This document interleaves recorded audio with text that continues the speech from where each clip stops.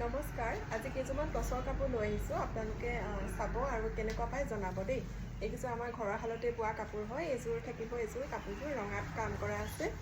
এইখন হ'ব কাপোৰযোৰৰ মেখেলাখন, দেখিছে নহয়, কিংখাপ ডিজাইনৰ কৰা আছে আৰু গোটেই কাপোৰ মেখেলাখনতে সৰু বুটা কৰা থাকিব।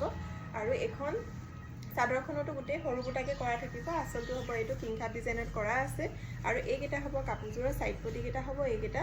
আৰু ব্লাউজৰ পিছৰ হাততো এটা পটি দিয়া থাকিব। এইটো হ'ব পটিটো। এইযোৰ হ'ব কাপোৰযোৰ। যদি আপোনালোকৰ ভাল লাগে তেতিয়াহ'লে যোগাযোগ কৰিব মোৰ লগত। আৰু এযোৰ দেখাইছোঁ, এইযোৰ গুণাৰে কাম কৰা থাকিব। গুণা আৰু বগা সূতাৰে কাম কৰা থাকিব। এইখন হ'ব কাপোৰযোৰৰ মেখেলাখন। আৰু এয়া দেখিছে নহয়, মেখেলাখন যথেষ্ট ওপৰলৈকে ফুলৰ কাম কৰা আছে। আৰু এইটো হ'ব কাপোৰযোৰৰ ব্লাউজৰ পিচটো। এইখন মেখেলা আৰু এইখন হ'ব কাপোৰযোৰৰ চাদৰখন, দেখিছে নহয়। এইখিনি কাপোৰত ব্লেক টচ পোৱা আছে। আৰু এইখন চাদৰখনৰ আঁচলটো দেখিছে ন এয়া।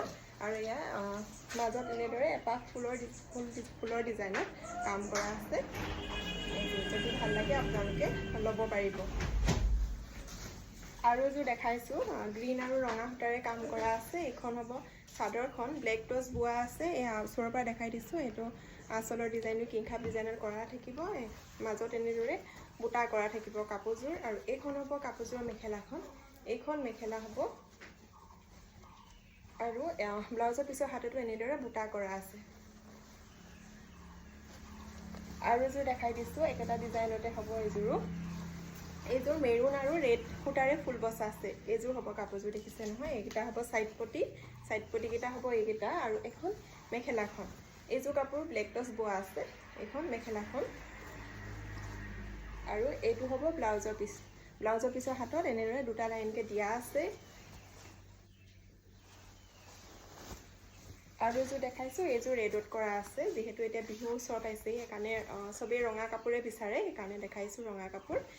এইখন চাদৰখন হ'ব। চাদৰখনো এনেকৈ ডাঙৰ এটা গছ ডিজাইনত কৰা আছে। আৰু মাজত সৰু সৰু বুটা দিয়া থাকিব কাপোৰযোৰত, এয়া দেখিছে নহয়। আৰু এইখন হ'ব মেখেলাখন এনেদৰে 3টা লাইনকৈ বুটা কৰা থাকিব। আৰু ব্লাউজৰ পিছৰ হাতত এনেদৰে এটা 3টাকৈ পাৰি দিয়া আছে। এইখন মেখেলা আৰু এখন চাদৰ। আপোনালোকৰ যদি ভাল লাগে তেতিয়াহ'লে মোৰ নাম্বাৰটো দিয়াই থাকিব, আপোনালোকে যোগাযোগ কৰিব পাৰিব। মোৰ নাম্বাৰটো এবাৰ কৈ দিছোঁ, 8822134200। এইটো নাম্বাৰত আপোনালোকে যোগাযোগ কৰিব।